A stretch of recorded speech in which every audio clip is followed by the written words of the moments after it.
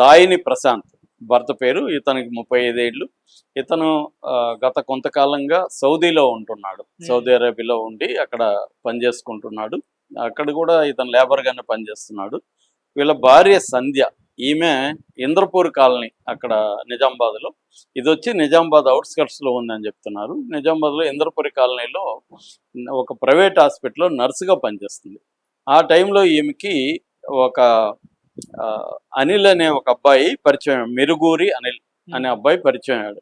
ఆ అబ్బాయితో అఫైర్ ఏర్పడింది. జనరల్గా గల్ఫ్లో ఉన్న హస్బెండ్స్ గల్ఫ్లో ఉన్నప్పుడు, ఇక్కడ యంగ్గా ఉన్న భార్యలు ఉన్నప్పుడు ఖచ్చితంగా వాళ్ళతో సాన్నిహిత్యం ఉండదు కాబట్టి ఎవరో ఒకరితో అఫైర్లు ఏర్పడడం అనేది వెరీ కామన్. అలాంటి చాలా సందర్భాలు క్రైమ్లు కూడా జరిగి ఉన్నాయి. ఎందుకంటే భర్తలేమో అక్కడ ఉంటారు, వీళ్ళు ఒంటరిగా ఉంటారు, యంగ్గా ఉంటారు. వీళ్ళని భర్త లేడని తెలిసి చాలామంది ట్రై కూడా చేస్తుంటారు. వీళ్ళకి కూడా కావాలనిపిస్తుంది. సో ఆ రకంగా అఫైర్లు కామన్ గల్ఫ్లో ఉన్న వాళ్ళ భార్యలు. అందరూ అని కాదు, ఎక్కువగా స్కోప్ ఎక్కువగా ఉంటుంది అలాగా భర్తలు లేనప్పుడు. సో అలాగే ఈమె కూడా అఫైర్ పెట్టుకుంది. ఈ విషయం అక్కడ కూడా భర్తలకు కూడా డౌట్లు వస్తుంటాయి. నేను లేను కదా, ఈ అమ్మాయి అక్కడ తన అఫైర్ పెట్టుకుందా ఏంటని ఎప్పటికప్పుడు వీడియో కాల్ చేసి టెస్ట్ చేస్తూ ఉంటారు. అంటే వీడియో కాల్ చేస్తే ఇంట్లో ఉందా ఎక్కడ తెలిసిపోతుంది లొకేషన్. సో అలాగా వాళ్ళు కూడా టెస్ట్ చేస్తూ ఉంటారు. సో ఇది జరుగుతుంది ఎప్పటి నుంచో వీళ్ళ మధ్య. అతనికి అనుమానం అయితే వచ్చింది. సో వచ్చి అప్పుడప్పుడు గొడవ పడదాం, ఎందుకే ఫోన్ ఎత్తలేదు, ఎందుకంటే వీళ్ళు ఫోన్ ఎత్తలేరు కదా. ఒక్కోసారి వీడియో కాల్ అంటే వీళ్ళు దొరికిపోదామని ఫోన్ తీయరు. ఫోన్ తీయకుండా నేను హాస్పిటల్లో ఉన్నాను, ఏదో ఎమర్జెన్సీ కేసులో ఉన్నాను ఏదో చెప్తుంటారు కదా. అలాగే ఏదో మొత్తానికి అతనికి అనుమానం వచ్చి గొడవలు అవుతుంది. గొడవలు ఈ మధ్య ఏమవుతుందంటే చాలామంది ఫోన్లలో స్పై యాప్లు కూడా వేస్తారు. ఎప్పుడు వచ్చిపోయినప్పుడు అతనికి ఏమో నాలెడ్జ్ ఉంటే, లేబర్ కాబట్టి వేసి ఉండకపోవచ్చు, మామూలుగా నాలెడ్జ్ ఉన్న వాళ్ళు ఏం చేస్తారు, స్పై యాప్లు వేసి పెట్టేస్తారు. అది అక్కడ కూర్చొని కూడా ఈమె ఎవరితో మాట్లాడుతుంది, ఏ లొకేషన్లో ఉంది, అన్నీ కూడా కనిపెట్టచ్చు అనమాట. అది కూడా చేస్తున్నారు చాలామంది. సో మొత్తానికైతే ఇతనికి అనుమానం వచ్చింది. మొన్న 27వ తేదీ, మొన్న జూన్ 27వ తేదీ వచ్చాడు అక్కడి నుంచి. వచ్చినప్పటి నుంచి కూడా ఇదే గొడవ భార్యాభర్తల మధ్య. ఇతనికి తెలిసిపోయింది అనిల్తో ఈమెకు అఫైర్ ఉందని తెలిసిపోయింది. దాంతో గొడవలు పడుతున్నారు. ఈ గొడవలు పడతా ఇతను ఇంకా రోజు నసబెట్టడం మొదలైంది. దాంతో ఈమెకి ప్రియుడిని కలిసే పరిస్థితి లేదు. సో ఈమెం ఆలోచిందంటే వీడిని వేసేస్తే మనం ప్రశాంతంగా ఉండొచ్చు అన్న దీనికి వెళ్ళిపోయి ఈమెకు తెలిసిన బంటి అంటారు అతన్ని, అతని పేరు కంది వెంకట సాయి, వాడికి ఫోన్ చేసింది. ఆ ఫోన్ కూడా ఆడియో రికార్డ్ అయింది, అని నేను కూడా విన్నాను. దాంట్లో కూడా ఏమో వాడికి బాగా క్లోజ్గా ఉంది. కాదురా ఒరే అని మాట్లాడుతుంది. వాడు కూడా ఈమెని అరే అంటున్నాడు, లేదురా అంటున్నాడు. అంటే వాళ్ళిద్దరి మధ్య కూడా సాన్నిహిత్యం ఉన్నట్టుగా మనకు కనబడుతుంది. సో ఆమె ఏముంటుందంటే ఒక ప్లాన్ ఇస్తుంది ఆ అబ్బాయికి, నువ్వు డాబా మీదకి తీసుకెళ్ళి మా వాడికి తాగిపీరా, ఉండంగానే సగం ఉండంగానే ఇంకోటి తెప్పించేసేయి, అంటే ఫుల్గా తాగిపోయాలంటే సగం మంది ఉండగానే ఇంకోటి తెప్పించేసేయి. తర్వాత వాడిని అడుక్కుంటుంది, వాడు నేను రానంటే ప్లీజ్ రా నీ కాళ్ళు మొక్కుతా అని చెప్తుంది. మళ్ళీ ఆళ్ళనే పండాలని చెప్తుంది. డాబా మీద నేను పడుకుంటే నైట్లో వాడిని చేసేద్దాం, కిందకి వేసేద్దాం అనేది ఆ ప్లాన్. సరేను, వాడు ఫైనల్గా ఒప్పుకున్నాడు. సరే గుడ్ నైట్ అని కూడా చెప్పేసి ఫోన్ పెట్టి అది అక్కడ ఉంది. తర్వాత కూడా మీడియాతో కూడా ఈ అబ్బాయి బంటి అనే అబ్బాయి మాట్లాడాడు. ఇలాగ పిలిచింది, నేను వెళ్ళాను, నాకు డబ్బులు ఇచ్చింది, మందుకి ఇచ్చింది, చంపడానికి నాకేం డబ్బులు ఇవ్వలేదు, నేను తీసుకోలేదు అని కూడా అతను ఓపెన్గానే మీడియాతో ముందు కూడా కన్ఫెస్ అవుతున్నాడు. సో వీళ్ళు ప్లాన్ ప్రకారం వీడు బంటి వెళ్ళాడు, డాబా మీద ఈ ప్రశాంత్ బంటి కూర్చున్నారు, తాగారు ఫుల్గా తాగి ఇదైపోయినాక ఈమె వచ్చింది డాబా మీదకి. బంటి ఈమె కలిసి అతని డాబా మీద నుంచి కిందికి వేశారు. కిందికి వేస్తే అతను చావలేదు, గాయాలైపోయినాయి. కింద జనం అంతా వస్తారు కదా, జనం అంతా గుమ్ముకున్నారు. చచ్చినట్టుగా హాస్పిటల్కి తీసుకెళ్ళారు.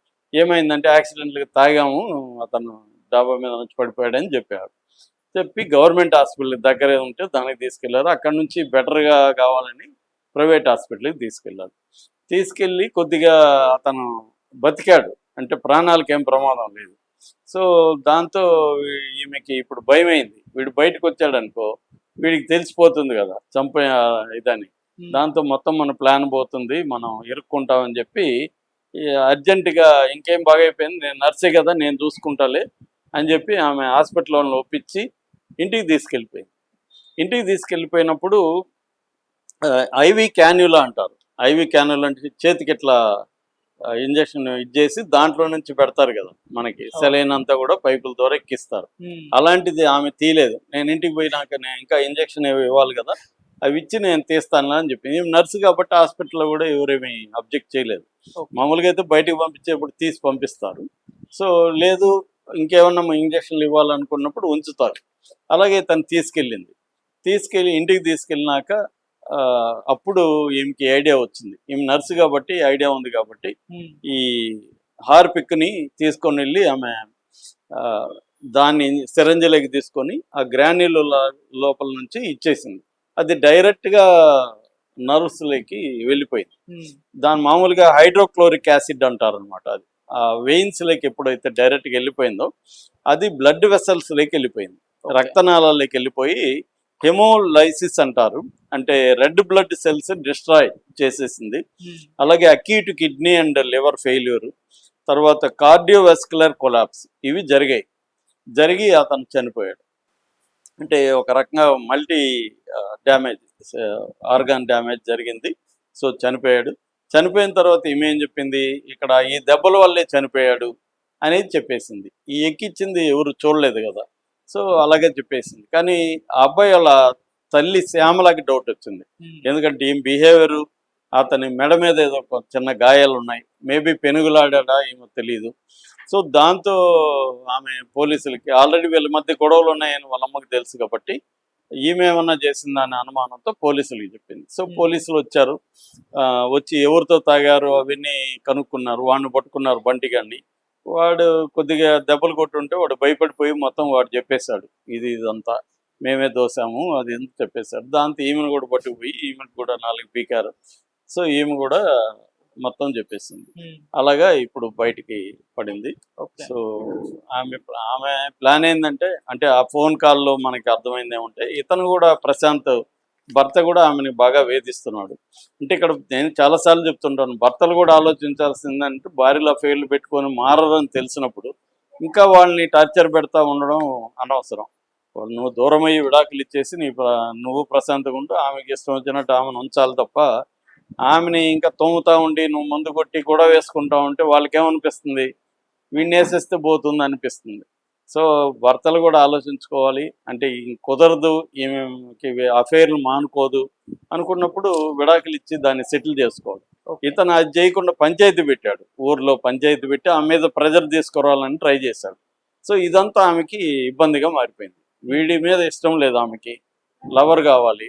సో వీడేమో పంచాయతీలు పెట్టి ప్రెజర్ చేస్తున్నాడు, పరుగు పోయింది ఆమెది. దాంతో ఆమెకి ఏమనిపిస్తుంది, ఇదంతా బదులు వీడిని లేపేస్తే పోతుందని ఒక ఇది వాళ్ళకి వస్తుంది.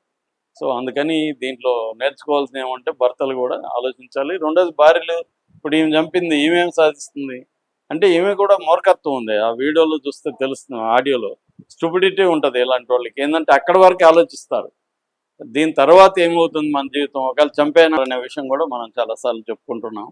అంటే చాలా వెరైటీగా చంపుతున్నారు.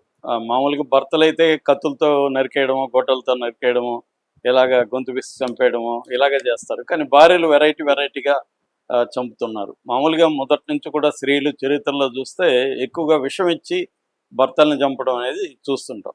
అయితే ప్రతిసారి నేను చాలాసార్లు చెప్తూనే ఉంటాను, ఇండియాలో ఇప్పటికి కూడా 27,000 30,000 మధ్య హత్యలు జరుగుతుంటే అందులో 90% మగవాళ్లే ఆడవాళ్ళని హత్యలు చేస్తున్నారు. ఓన్లీ 10% మాత్రమే స్త్రీలు చేసే హత్యలు 10% కంటే తక్కువే ఉంటున్నాయి.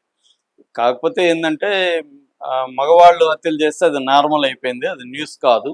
ఆడవాళ్ళు హత్యలు చేస్తే అది ఇప్పటికి కూడా పెద్ద ఎత్తున న్యూస్ అయిపోయింది. ఎందుకంటే ఇప్పటి వరకు బాధితులుగా స్త్రీలు ఉంటున్నారు, వాళ్ళే ఇప్పుడు తిరగబడి వాళ్ళు కూడా చంపడం మొదలు పెట్టారు.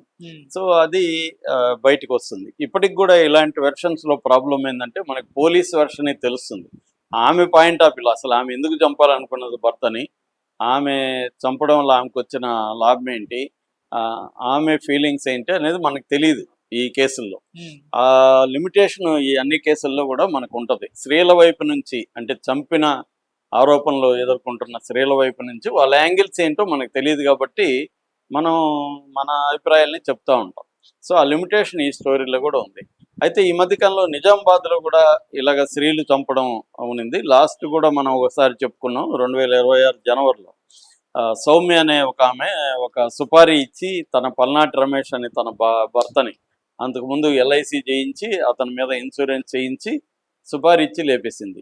అంతకుముందు కూడా వర్నీలో కూడా ఏప్రిల్లో ఇలాగే ఒక హత్య జరిగింది. అలాగే ఇప్పుడు ఈ హత్య కొద్దిగా వెరైటీగాను, కొంచెం చూడడానికి వినడానికి విచిత్రంగానూ ఉంది. అంటే భర్తని మామూలుగా ఎలా చంపుతుంటారు, బాగా మందు తాగించి ప్రియుడితో కలిసి దిండాదిమి సఫోకేట్ చేసి చంపేయడము, లేకపోతే సుపారీ ఇచ్చి చంపేయడము, లేకపోతే ఏవో ప్రియుడు ఈమె కలిసి అతన్ని గొడ్డలతోనో గోదాన్ని నరికి చంపేయడము, ఇలాగ జరుగుతుంటాయి. మత్తు మందులు ఇచ్చి చంపేస్తుంటారు.